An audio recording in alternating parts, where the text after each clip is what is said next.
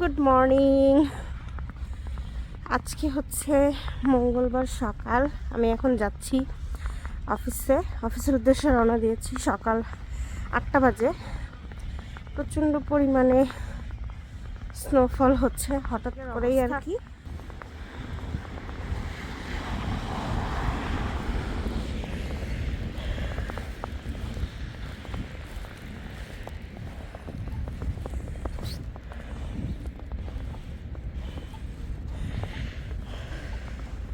এখানে আমি বাসের জন্য অপেক্ষা করছি। সবাই এখানে বাসের জন্য অপেক্ষা করছে।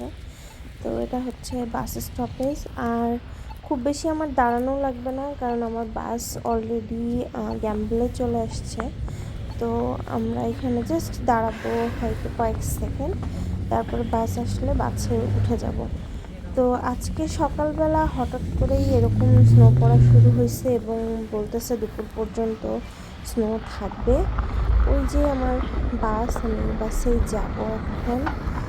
তো এখান থেকে বাসে উঠে আমি বেব স্টেশনে নামবো, দেন ওখান থেকে হেঁটে তারপর আমার অফিসে যাবো। আর সর্বমোট 15 মিনিট মতো লাগে, খুব বেশি সময় না। বাট তারপরও এইরকম ওয়েদারে হাঁটাটা খুব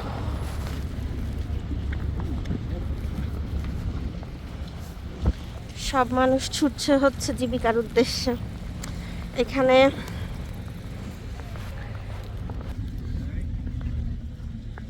কোনোভাবে কোনো কিছু থেমে থাকে না আর কি।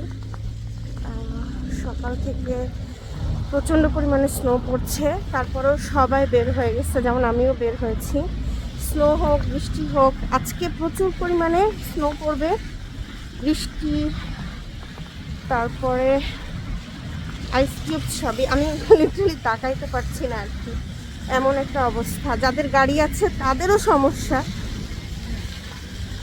বেসিক্যালি এইরকম অবস্থাতে গাড়ি চালানো খুবই টাফ হয়ে যায়।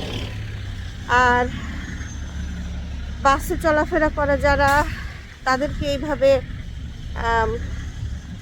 স্নোর মধ্যে দিয়ে চলাফেরা করতে হয়।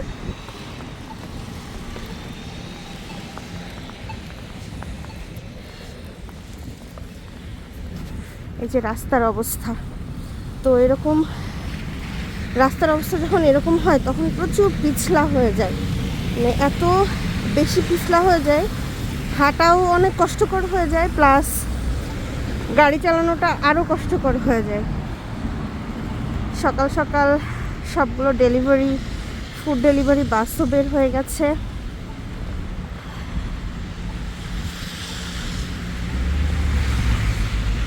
প্রচুর পরিমাণে স্নোফল হচ্ছে।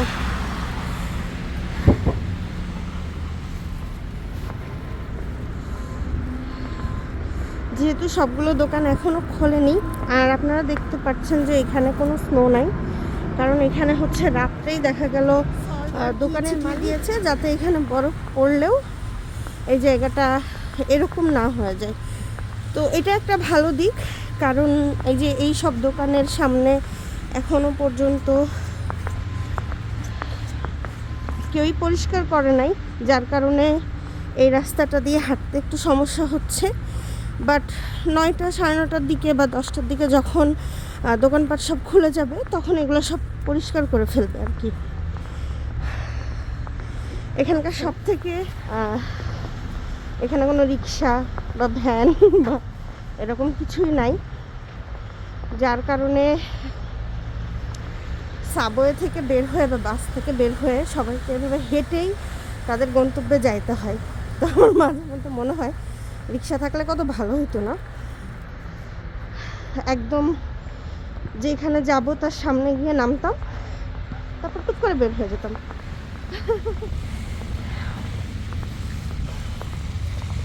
এই তো আমি অলমোস্ট পৌঁছে গেছি আমার অফিসে। এই হচ্ছে আমার বর্তমান অবস্থা আর কি। স্নোতে আমি পুরাই ঢেকে গেছি। আর আমার অফিস আসতে খুব বেশি সময় লাগে না, কিন্তু ওই যে বললাম কোনো রিক্সা, ভ্যান বা অন্য কোনো ভেহিকেল নাই, সো এইটুকু রাস্তা হেঁটেই আসতে হয়। আবার পরবর্তী আপডেট নিয়ে আসছি খুব তাড়াতাড়ি।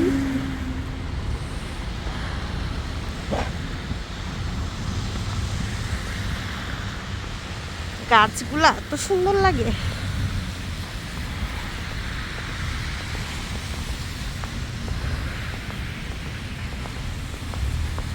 পুরাতন স্নোর উপরে আবার নতুন স্নো পড়ছে। এই যে এই জায়গাগুলোতে সল্ট ফালানো একদম, যার কারণে এখানে স্নোগুলো জমতে পারে না।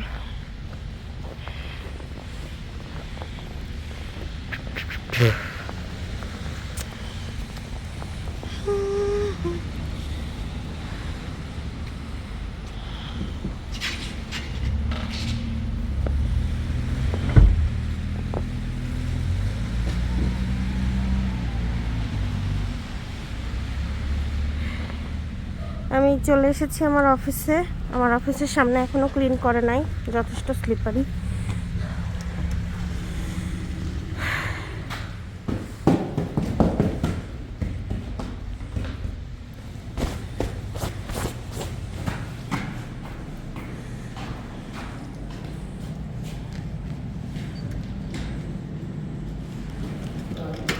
আমি মাত্র অফিস থেকে বের হয়েছি, এখন বাজে 4:30। অলরেডি রাত্রের মতো অবস্থা হয়েছে, মানে সন্ধ্যা সন্ধ্যা ভাব আর কি। বাসার দিকে যাচ্ছি, আবারও বাস নিব। তার আগে আমি যাবো একটু ডলারামাতে। ওয়েদার এখন মোটামুটি ভালো, উইন্ডিও না আর ঠান্ডাও কম। যেদিন স্নো পড়ে সেদিন ঠান্ডাটা একটু কম থাকে, বাট স্নো পড়ার পরে 2 দিন খুবই ঠান্ডা থাকে। ডলারামাতে সেদিন দেখেছি ভ্যালেন্টাইন্স ডের অনেক অনেক প্রোডাক্ট এসেছে, তো এগুলো একটু দেখতে যাব। আর আমার কিছু জিনিসও নেওয়া আছে, ওগুলো নিয়ে তারপরে বাসায় যাব। চলুন আমার সাথে ডলারামাতে।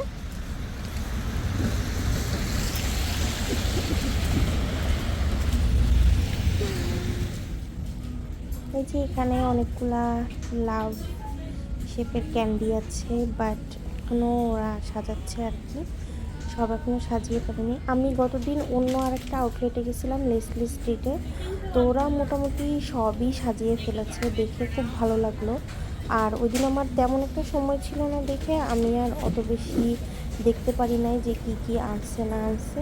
এই জন্য আমি ভাবলাম আমার অফিসের পাশে যে ডলারামাটা আছে আমি ওখানে গিয়ে আর কি দেখবো, যেহেতু মোটামুটি সব আউটলেটেই একই রকম প্রোডাক্টই ওরা রাখে।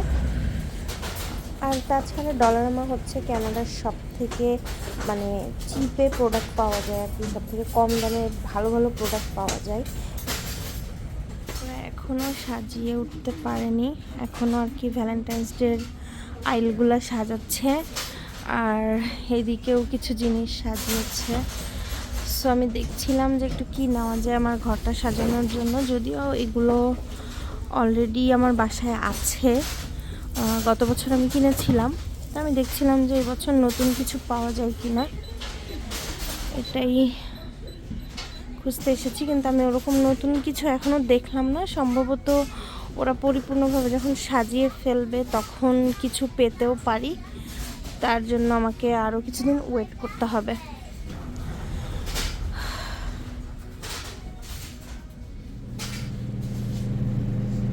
এসেছি একটু ফ্লাওয়ার নিতে। তো এখানে দেখুন 1 পিস রোজ হচ্ছে $4.99, $5। আর এখানে যে বাঞ্চগুলো আছে এগুলো হচ্ছে $19.99, মানে $20 আর কি। খুব বেশি ফুল এখানে নাই, এখানে মোটামুটি অনেক ফ্লাওয়ারই থাকে, বাট আজকে সেরকম ফুল নাই। কোনটা নিব আমি ভাবছি, এখানে এই ফ্লাওয়ারগুলো অনেক ভালো লাগে, বাট আমি রোজই নিব, তো হয়তো এই বাঞ্চটা নিব।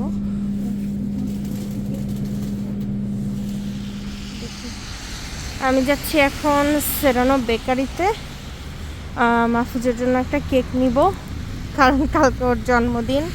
এই যে আমি একটা ফ্লাওয়ার নিয়ে নিয়েছি, বাঞ্চের ফুলগুলো একদমই ভালো লাগছিল না, তো ভাবলাম একটা রেড রোজ আর কি, ওর অনেক পছন্দ, এটাই নিয়ে নিলাম।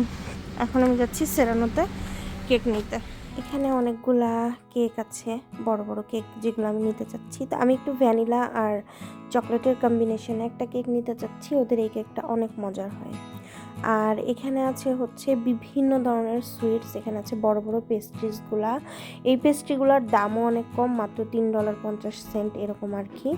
আর এ পাশে আছে ছোট ছোট পেস্ট্রিগুলো, এগুলো অনলি $2 করে। তো আমার এই পেস্ট্রিগুলো খুবই খাওয়া হয়। আর যেহেতু একদম আমার বাসার পাশেই সেরানোতে আমার প্রায়ই আসা হয়। এখানে আছে মিরাঙ্গুলা, তো এগুলো আমি কখনো টেস্ট করি নাই। আর এখানে আছে প্রচুর বাকলাভা। তো বাকলাভাগুলোতে যেহেতু নাটস থাকে এই জন্য আমি ওটা আর কখনোই ট্রাই করে দেখি নাই, বাট দেখতে কিন্তু খুবই ডেলিশিয়াস লাগে। এখানে আছে অনেকগুলা কুকিজ, তো আমাদের বাটার কুকিজ সবসময় এখান থেকেই নেওয়া হয়। এত সুন্দর লাগে কুকিজগুলো দেখতে, আর ওদের কুকিজগুলোর টেস্টও অনেক বেশি মজা। তো আমি কেকটা নিয়ে নিয়েছি, এখন আমি বাসার দিকে যাব। আমি বাসায় চলে এসেছি, আর সেরানো থেকে কি কেক নিয়ে আসলাম সেটা জাস্ট আপনাদের সাথে শেয়ার করে তারপর আমার ভিডিওটা শেষ করে ফেলবো। ওদের প্যাকেজিংটা খুবই সুন্দর, আমার খুব ভালো লেগেছে। এই যে এরকম একটা প্যাকেজিং, এটা সম্ভবত ওই ক্রিসমাসের সময় ওরা বানিয়েছিল, সেইটাই আছে, বাট ইটস সো হার্ড। কেকটা অনেক সুন্দর, আমি একদম আমার পছন্দের কেকটাই পেয়েছি। আর এখানে জাস্ট হ্যাপি বার্থডে লিখে নিয়ে এসেছি। এই যে এক পাশটা একটু সরে গেছে, ফিক্স করতে হবে। এই তো আজকের মতো আমার ভিডিও এখানেই শেষ করি। আমি এখন অনেকই ক্ষুধার্ত, আমি এখন ডিনার করে নিব, দেন আমি ওয়েট করব আর কি রাত 12টার জন্য। তখন একটু সাজিয়ে গুজিয়ে দেন আমার হাজব্যান্ডকে আমি সারপ্রাইজ দিব। আর আপনাদের ভিডিওটা কেমন লাগলো অবশ্যই আমাকে জানাবেন। পরবর্তীতে আবারও ভিডিও নিয়ে খুব তাড়াতাড়ি আসছি। আজকের মতো বাই।